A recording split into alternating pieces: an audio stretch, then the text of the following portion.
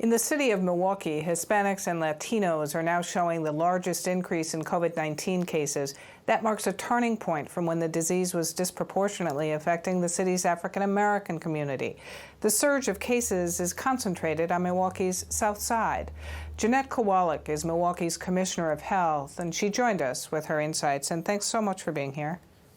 Thank you for having me. So how disproportionate are the numbers of positive cases in the Hispanic community? So as of this week now, the Hispanic or Latinx population is the majority of the cases in our city and our county.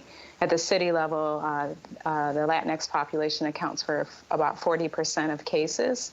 At one point in time earlier in our response, African American were basically like 70% of the cases. So we definitely are concerned about this flip here, and we started to see the first hot spot on the South Side, or predominantly Latinx community in Milwaukee in mid-April. So we were working on increasing outreach and resources, making things are not just translated, but culturally appropriate.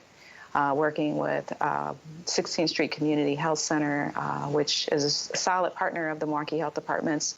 And one of our Board of Health members also works for that organization. So leveraging that relationship to really help get the word out. And then we received some funding to assist with some of the outreach efforts. So that was used through the Advancing Healthier Wisconsin money, which we still have, and we're still working on a variety of outreach activities and resources. And then also this Stronger Together collaborative, which received funding from the Greater Milwaukee Foundation to create a You Matter campaign. So altering the message from Stay Home, Save Lives, or Safer at Home, to valuing people of color in our community and equipping our community with knowledge and resources so that they can be resilient and survive COVID-19. So had you determined then that the messaging was not culturally appropriate for the Latinx community, and that's what you went to work on, or why did you determine this was happening in that community in particular?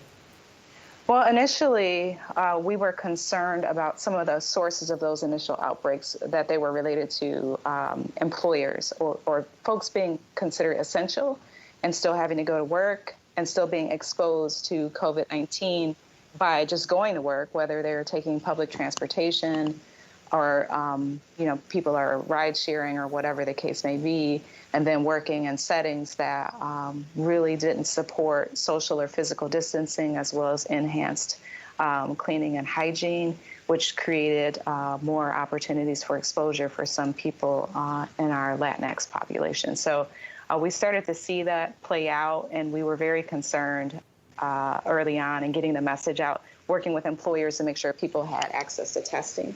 And then making sure people also are aware that there's federal protections and resources for sick time if you are infected with COVID-19. How do you access those things? We also know that there's been some barriers that have been pretty much put up coming from the national level all the way down, looking at immigration, this anti-immigration sentiment, working with ICE to detain people, and just there's a lot of fear, and has been a lot of fear, and of the trust has been eroded in government. And our experience at the Milwaukee Health Department has been, we've been seeing a decline in service utilization among some of our Latinx clients over the last year and a half. So using other community partners and letting them lead is really important now more than ever because of that trust. Just by way of nature, the health department is a government entity. So how do we let others lead and get the message out, help with the contact tracing and other resources that are needed?